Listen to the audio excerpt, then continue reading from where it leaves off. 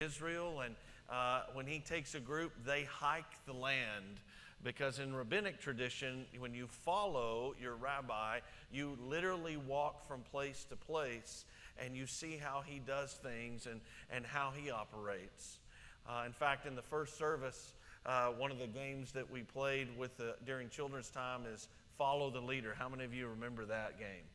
And so I had the kids follow me, and then I said, part of following is you have to do what I do. And let's just say some of them were less than enthusiastic about doing, and I didn't do anything crazy. One of the things is I said hi to the tail end of the line, a young lady there, and not all of them did that. And I thought that was interesting that following the leader, you have to do everything. Rabbinically, following your rabbi, you want to watch everything that your rabbi does because he might do something that's informative. He might make a prayer. He might teach on something. And so you're constantly paying attention. And the goal is not to know what he knows. The goal is to be like him. So with that background, Ray Vanderlaan took this group. They're traveling. They stop in Jerusalem. They kind of have a break, I guess, and they're able to go shop in different places. And they're in the Jewish quarter, and a lady, he says, walks into this shop, and it's a shop with beautiful abstract art. Because in Judaism, in Rabbinic Judaism, you are not allowed to make images because of the first 3 commandments. And so they're all abstract, but they're all gorgeous, and there are just so many of them. There are dozens and dozens of them. And so she walked in, she began to look around and just begin to be in awe of all this art. And she saw the proprietor, the owner, and he was an old Jewish rabbi that had survived the Holocaust. Had numbers on his arm from Poland, and he had opened this shop. And so she saw that, and a question began to form in her mind, and she went up to him and she said, "Man, your artwork is beautiful. Which one is your favorite?" And she had no idea what she just did. You see, in Rabbinic Judaism, a teaching style that rabbis use is they don't give answers, they ask questions. And as they ask questions, it helps their students come to the answer themselves instead of being told. Now, this doesn't work well in the West because if we applied that same thing, let's say we go to the bank, we need to make a deposit or get some money out, and we say, hey, listen, I need to get some money out. How much do I have in my account? If they respond back with a question, why do you want to know? It doesn't work that way here, okay? That's not how it works. It's an Eastern tradition. So she says, this is your artwork is beautiful. Which one is your favorite? And so it begins. And his response to her was, thank you. Are you married? Which she thought, well, this is weird. This is strange. That doesn't make sense. And she said, yes. Now, she'd have stopped there at yes. The game would have been over. They'd have gone no further. But she said, yes. Why do you ask? And he said, do you have children? She said, that's weird too. And she said, yes, I have a son and a daughter. Why do you ask? And then he said, which one is your favorite? You see, you got there. That's the style. The teacher calls, you learn, you begin to understand and think for yourself and do that. And the call of that teacher to learn and to get to the answer yourself is powerful. Vanderlaan says she ran out of that shop and ran to the group and said, I just met Jesus. And Vanderlaan says he ran to the store because he thought maybe the Lord's come back and I didn't know. And so now I'm going to go to the store to make sure. But you get the idea. There is a call there. There's something happening. There's a learning style. There's a teaching style that's different but powerful. The scene is the Sea of Galilee. Jesus has come out of the wilderness. He is preparing to launch his ministry.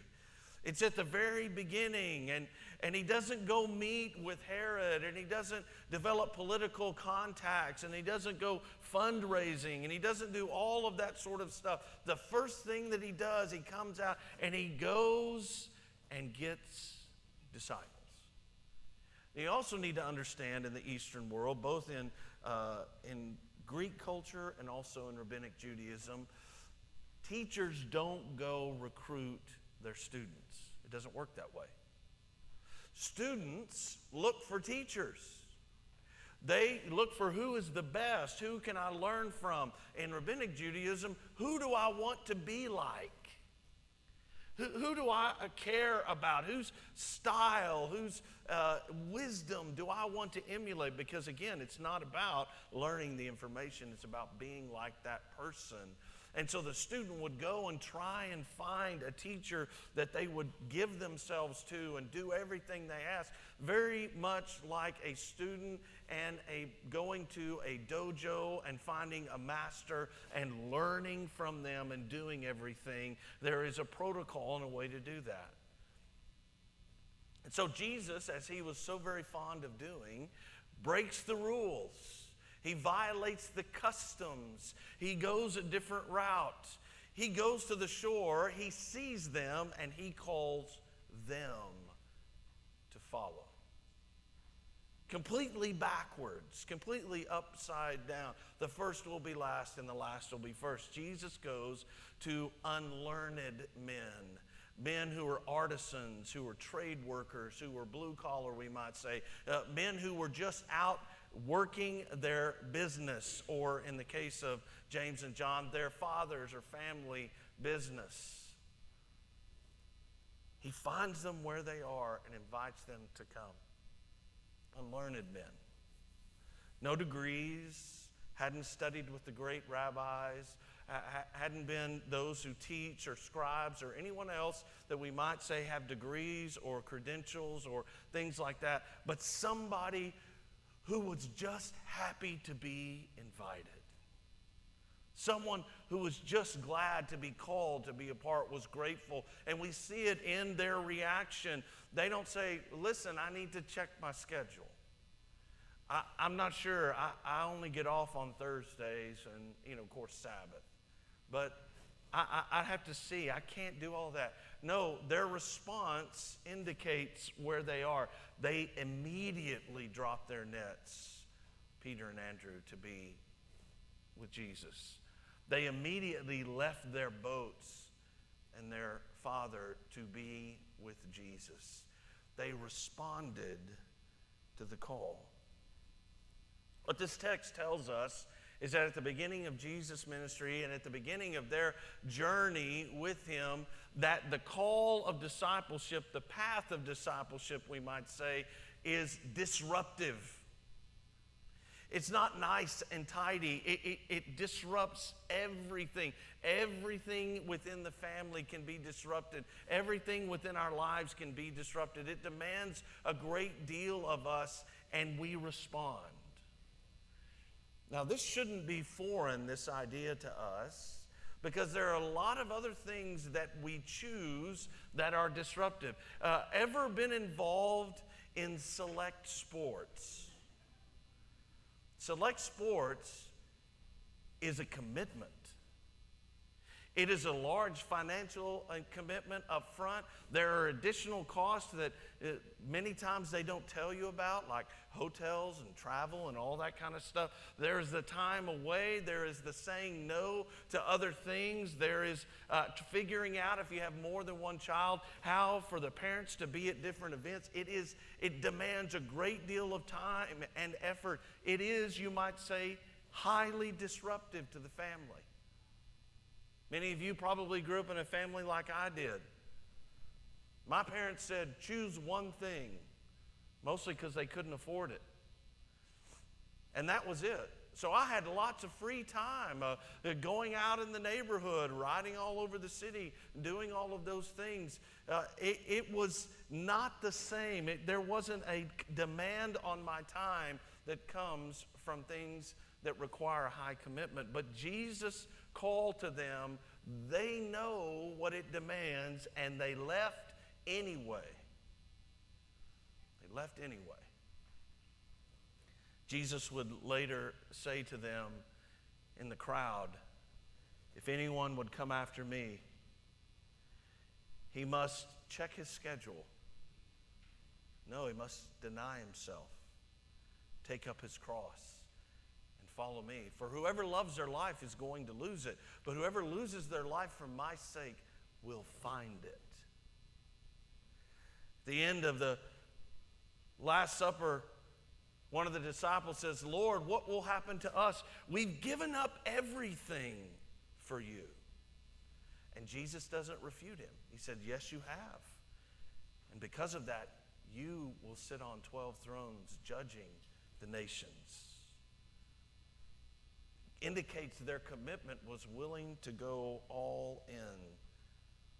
And that's because true following and discipleship means checking our priorities, adjusting them, and removing anything that threatens our allegiance to Christ. Anything that competes for our allegiance must come second. It doesn't always mean in this life that you can do nothing else except go to church and be involved in church and be involved in the community and do all that, and you can't do anything else. That's not what it says. It says that compared to your relationship with Christ, everything must come second. That means as much as I love my family, as much as I love Melanie and Michael and Lauren and their spouses, there is nothing that can compete or compare with my allegiance to Christ. And so everything in my life flows out of that. And if anything threatens that, it has to be adjusted. That's what it means. Jesus says in the Gospels, anyone who doesn't hate their mother and father and follow me. He didn't mean literally hate. What he means is that the commitment is so great to him that everything else is so far away that it seems like you hate it or disregard it or don't care about it. But compared to following Christ and to know him, his fullness, Paul describes it when he says, I have been crucified with Christ.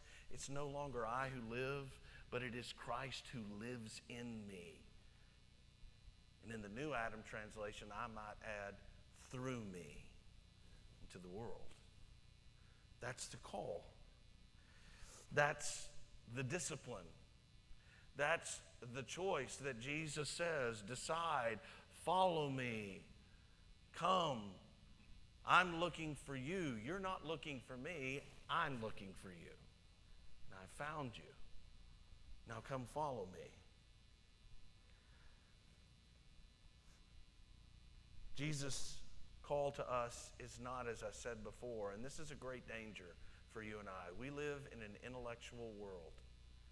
We have the wonders or the curses, however you want to look at it, of information at the tip of our fingers.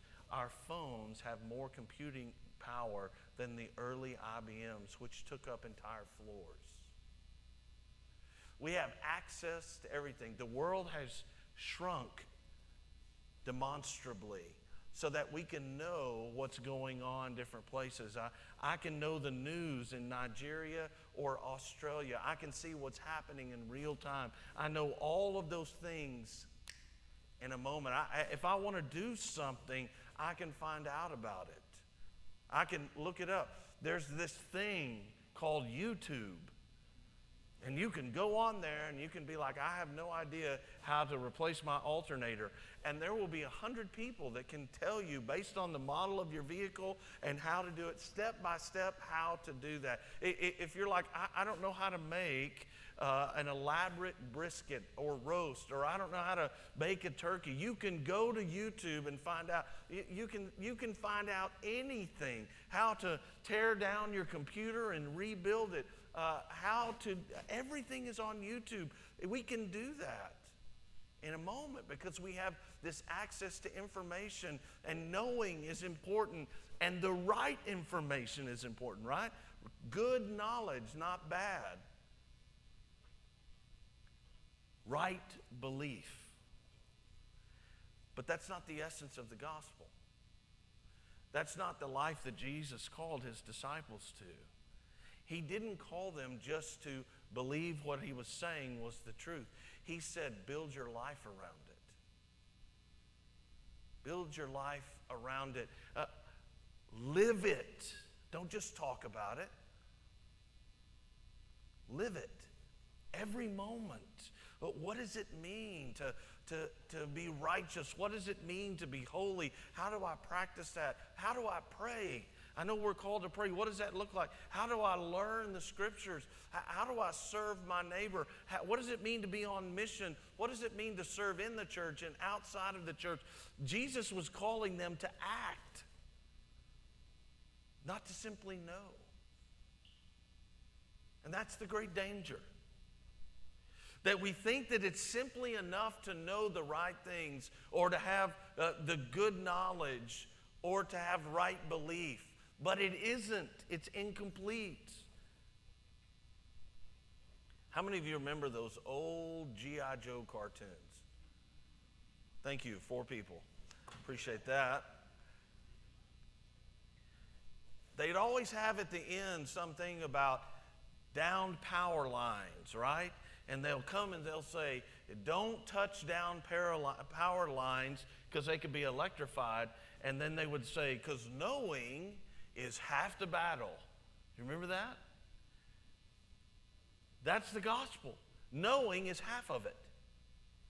But you have to do. You have to live. You cannot know only, you must do also. You must live into what Christ is talking about. The disciples answered him by leaving their nets and following. I mentioned YouTube and all of those things. It's actually quite amazing what you can do, how you can learn to do things. There is a lot of stuff you just don't need to go to school or learn anymore. Practical things you can learn as you're doing. But I also have to tell you this. There is a part of me that laments the loss of apprenticeship.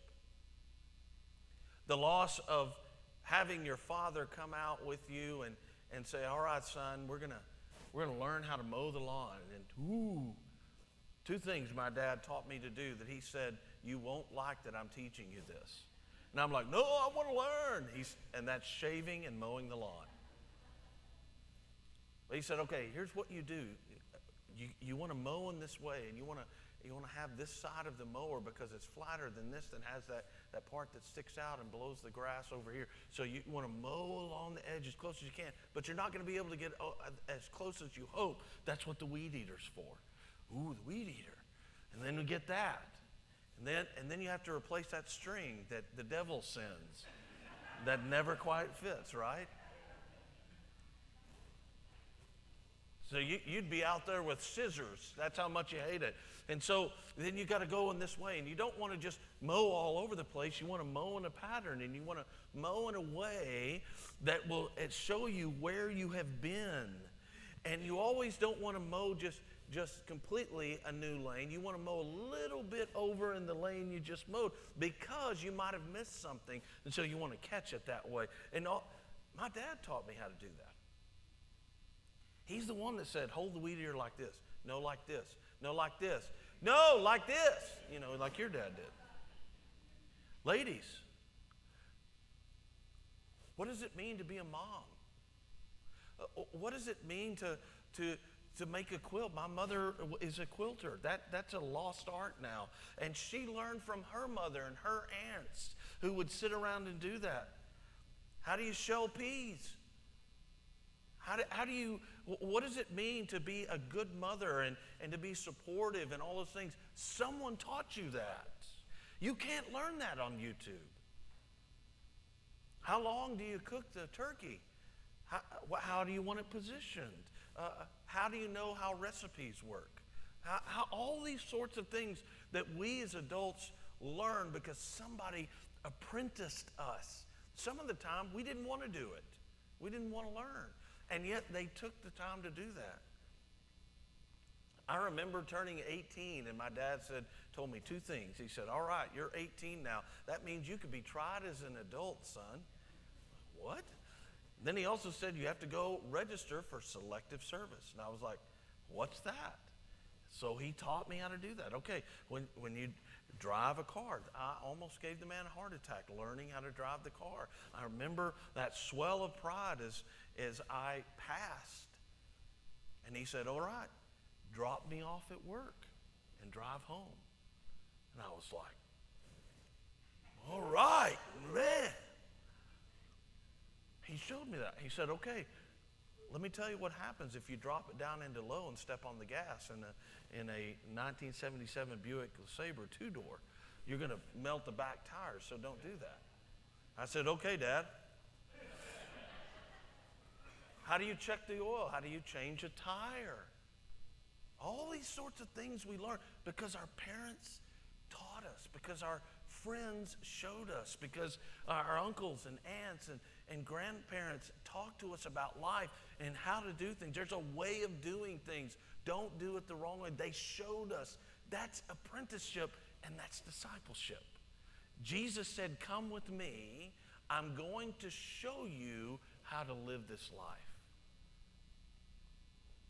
And so when he says, how long am I going to be with this adulterous generation? How long am I going to be with you knuckleheads? Don't you understand? They're teaching. When Jesus says, come out on the water, that's an action thing you have to do. And it doesn't matter theologically what you think you know. It's go time. That's apprenticeship. You did this the wrong way. You did this the right way. This is the way to do it, because one day you will disciple someone.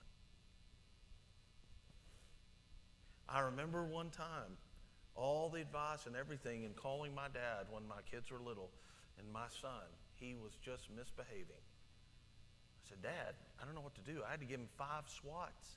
Not all together, like in several times, because evidently from brushing your teeth to the bed is 65 miles. He cannot get there, and I don't know what to do, and I'm at my wit's end. I called my dad. I said, I don't know what to do. And my dad said, oh, that's a real shame. That was his answer.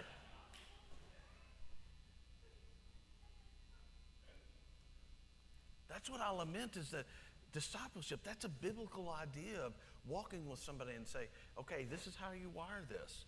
And if you don't wire it this way, you go to the hospital.